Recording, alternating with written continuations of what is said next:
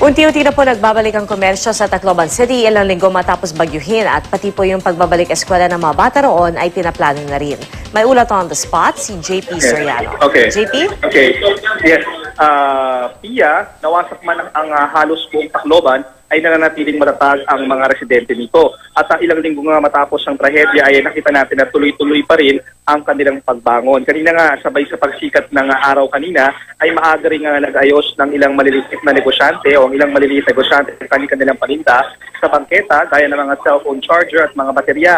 Maaga ding nagbukas ang ilang establishmento at may mga mangilan-ilan na rin nadadagdag na mga establishmento sa paligid kumpara noong mga nakaraang linggo. Pero mas marami pa rin talaga yung sarado at hindi pa matiyak ng lokal na pamahalaan kung kailan talaga babalik sa normal ang sitwasyon dito.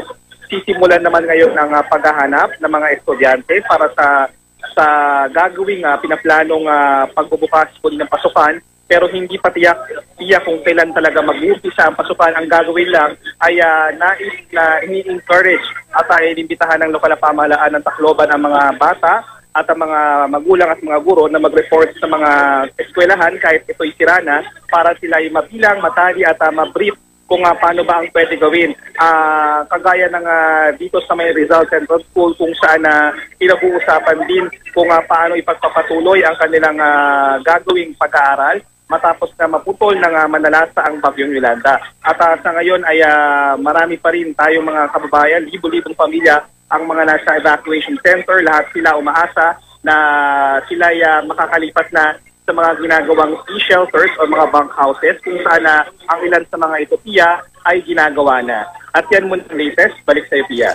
At JP, ibig ba sabihin pati yung mga bangko balik normal na yung kanilang operasyon? Although kahapon kasi si Victoria, yung kanyang report, yung mga small and medium enterprises lang muna ang nagbukas. So yung bangko ba, kamusta naman?